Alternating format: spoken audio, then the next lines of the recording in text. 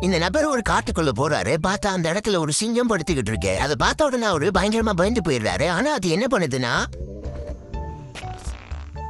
அதனால அவரு அதை பார்த்து சிரிச்சுட்டு அதுக்கு வாயாலேயே சிக்னல் கொடுத்து வேணும்னே அதை எழுப்பி விடுறாரு. ஆனா இந்த தடவை அது அமைதியா இல்ல, பயங்கர கோவப்பட்டு அப்படியே வெறியோடு எந்திரிச்சு அவரை துரத்த ஆரம்பிக்குது. அவரும் பயந்து அடிச்சுக்கிட்டு ஸ்பீடா ஓடி வந்து அங்க இருக்கிற ஒரு மூங்கிலால செய்யப்பட்ட கூண்டுக்குள்ள போந்துக்கிறாரு. ஆனா அப்பயே அந்த சிங்கம் அவரை விடுற மாதிரியே தெரியல. அந்த கூண்டு மேலேயே எகிரி அப்படியே அவரை கடிக்க ட்ரை பண்ணுது. அதோடைய வயிற்று தாங்காம இப்ப அந்த கூண்டு வேற உடையிற மாதிரி இருக்குது. அதனால அவரு பயத்துல பயங்கரமா கத்துறாரு. ஆனா கொஞ்ச நேரம் கழிச்சு என்ன ஆகுதுன்னு பார்த்தா அந்த சிங்கம் அப்படியே அமைதியா அந்த மூங்கில் கட்டையை நக்க ஆரம்பிச்சிடுது. எதுக்குடா இப்படி பண்ணுதுன்னு அங்க இருக்கிறவங்களுக்கு எல்லாம் ஒண்ணுமே புரியல. அப்புறம் தான் தெரியுது அவர்தான் அந்த மூங்கில் கட்டைகள்ல கேட்டுடைய ஃபுட்டை தடவிட்டு இருப்பாரு. அது அப்படியே அதை நக்கி நக்கி சாப்பிட்டுக்கிட்டு இருக்கும்போது இவர் என்ன பண்றாருன்னா, கையில ஒரு சின்ன சிஸ்டர் எடுத்து அதோடைய மீசையை மட்டும் கொஞ்சோன்னு கட் பண்ணி கையில எடுத்துக்கிறாரு. எடுத்துக்கிட்டு அவர்கிட்ட இன்னொரு கேட் ஃபுட் தின்னு இருந்திருக்கும். அதை அப்படியே தூர தூக்கி போட்டு அந்த சிங்கத்தை அங்க இருந்து போக வச்சிடறாரு. ஆக்சுவலா இவர் ஏன் இப்படி பண்ணுவாருன்னா, அவங்க ஊர்ல ஒரு பாஸ்டர் இருந்திருப்பாரு. அவர் இவர்கிட்ட வந்து அவர் கையில ஒரு குட்டி சிஸ்டரை கொடுத்துட்டு இதை யூஸ் பண்ணி நீ அந்த சிங்கத்துடைய மீசையை கட் பண்ணி எடுத்துட்டு வந்தா தான் அவன் கூட ஃப்ரெண்டா இருப்பேன்னு சொல்லியிருப்பாரு. அதுக்காக தான் இவரு இவ்வளவு ரிஸ்க் எடுத்திருப்பாரு.